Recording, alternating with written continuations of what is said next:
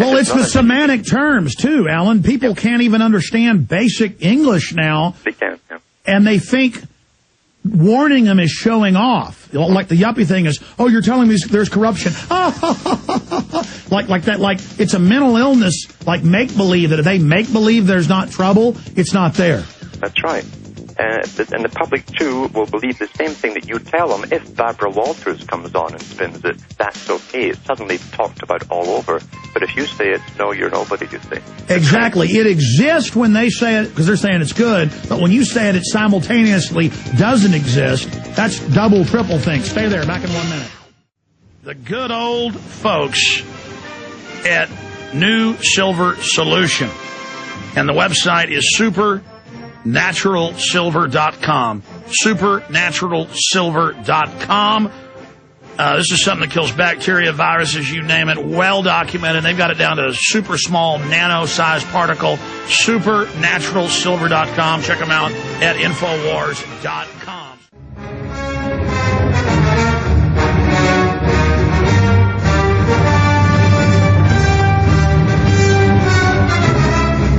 Okay, we've got Alan Watt with us for the rest of the hour. I've got a lot of news items I want to throw out at him, but I also want to open the phones up starting in the next segment. Any issue, any item you'd like to ask Alan Watt or myself. Again, I'm Alex Jones, your host. The websites are prisonplanet.tv, jonesreport.com, infowars.com, and many, many others, the obamadeception.net. Alan, continue in this segment getting into their master plan, but also from your perspective and research, why they're accelerating their program so much. Because according to a lot of their documents and statements, they plan on having the world tax, world government, world regulation in by stealth by 2000. By most yardsticks, they're about 4 to 5 years behind. But overall, they are very optimistic that their new world order is now forming. How does the swine flu tie in? Obviously, a federalization, internationalization grid. The UN is now bragging that under level 6, it's been the entire time commanding the entire structure. They're now saying forced inoculations are coming on every news channel. It's for your own good. Training us, we've got to be locked down. Brigade Homeland. Northcom's got to keep you safe. Oh, foreign troops in FEMA National Level Exercise 2009. They're preparing, working with our military to, quote, deal with American terrorists. This is from FEMA's own website. So right now it looks like they're accelerating the change. As Lenin said, there are times in history when more happens in a month than happened in the previous 100 years, to paraphrase. So clearly we're entering a jump point. Are we in the major flux point, the flash point, the jump point of change, or is this acceleration of change just a prelude to a bigger cataclysm of massive change coming in the future? And when is that date from your deep research, Alan Watt? Yeah, we're going through the preparation for it now. Since 2001, I always look back and I say, my God, look how many crises and fake crises and false crises we've had since 2001. We've had the environment hit us at the same time. Oh, my God, the climate change, global warming, and taxes for all of that at the same time. And the terrorists. Terrorists, they're just everywhere, like the movie Brazil. No one ever finds them, but they're supposedly all over the place. And then the coming pandemics and plagues at the same time. And then the banking crash. They gave us a banking crash just to make sure that we got the message. And then they bail out the banks. And at the same time, they've just come out and said they're going to give billions of dollars to third world countries to help their environment and so on. I mean, this is impossible. If this was spread over a 20-year period, with every single event, we have time to think and talk and say, I don't quite grab this, it smells wrong. But once they get the people in a stampeding mode, and that's the training of it, we're being stampeded into simply being scared and obey authority, then they can speed it up. In fact, they must speed it up and give us one incredible scenario after another. In fact, that whole flu drill was a preparation for a real release in the future, is what I said clearly. And then they actually came out and said that. Oh, we use this as a drill. That's it's right. Coming this fall or next, and it's going to kill a whole bunch of you. We guarantee it. Mm-hmm. And so will it be a release flu that kills the people, or is it going to be those inoculations as they inject people and they get sick and die in front of everyone? We know the Gardasil and the factor rate and all the other soft kill murder operations are beta test of their killing systems, but also beta testing the response and turning everybody dying of cancer and diabetes into a cause celeb and balls and everyone wearing ribbons and, oh, your hair is falling out. You know, the movie stars, they're all dying too. It's so cool. We're part of it. We get attention. Again, they just put everything into a process. It's all processes. It's techniques, actually. And the thing with depopulation, as you say, is we're all in it together. In a war scenario, that's a common slogan you see plastered everywhere. We're all in it together to get us all working along the same path. We all suffer together. We all die together. And what you've got also at the same time is the cult of celebrity, because the celebrity is really part of culture creation and manipulation. Everything comes from the top, what the stars say. In fact, the stars override even the scientists. If you get a famous star to come out and talk about the environment, the people will just gobble it up and think it's true.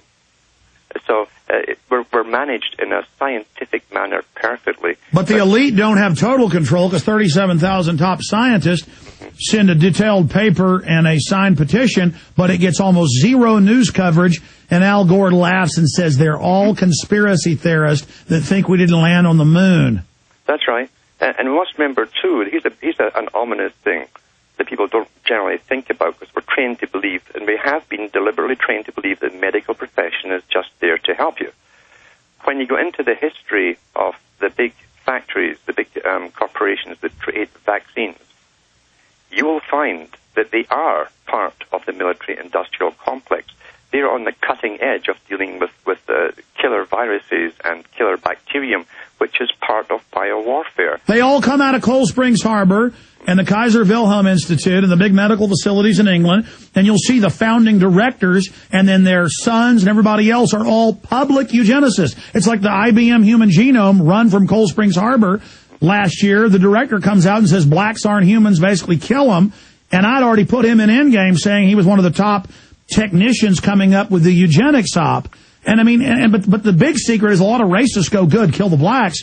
What those stupid racists don't understand is the elites are really trying to target Northern Europeans, and these are Northern Europeans themselves involved in a lot of this, because they see Northern Europeans as their potential competition. Yes, because out of Northern Europeans, they've always had antagonism, they've always had rebellions, you see, and there's more individuality by nature. It's inherently in the Northern European. We're not a collective society as such. We're not like China, a history of collectivism. Therefore, in fact, the United Nations has said, and the League of Nations before it said the same thing, their enemy to world order was individualism. Individualism would have to be eradicated. But getting back to the laboratories, you look at Baxter Laboratories. Now, Baxter Laboratories, we've got to remember, was paid by governments. They're combined with biowarfare departments. They were paid during World War II to come up with different bacterial and viral warfare ingredients, etc. But they were also part of IG Farben that created the Nazi war machine. They've always been involved in this kind of thing. You cannot be involved in dealing with viruses purely to kill them off. The military is always in hand in glove with you, or hand in hand with you, because you're on the cutting edge of evolving these viruses into killers as well. They're so advanced, they can give you a shot for whatever they tell you it is. You'll never know what it is. The guy who gives you the shot can't analyze it. It's all based on faith. And they can give you a booster down the road that triggers off the first shot, and down you go. That's how perfect they have biowarfare. Yeah, that's called a binary weapon. They actually wrote papers on that.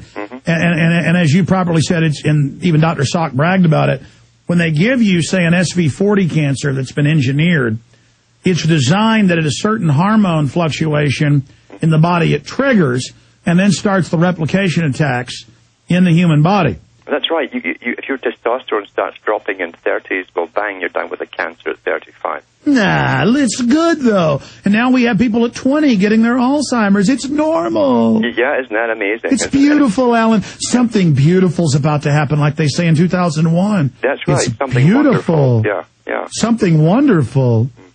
Oh. But that's how it is. And we've got to understand, as I say, these big international corporations and laboratories are all part of a military-industrial complex. A book was written after World War II. Actually, it was written about the 1990s, by a Toronto Star reporter who got hold of lots of declassified information from the Canadian, U.S., and British governments that all worked together. The book is called Deadly Allies, Canada's Secret War. And those guys, during World War II, and Canada led the field, they could get a virus, a common virus, turn it into a killer within about an hour in what they call the fast breeder. They were so far advanced in World War II. And guess who was all on board working with them? The same big pharma companies that deal with making your inoculations. And all run by eugenicists on record. But, Alan, shouldn't we just trust them?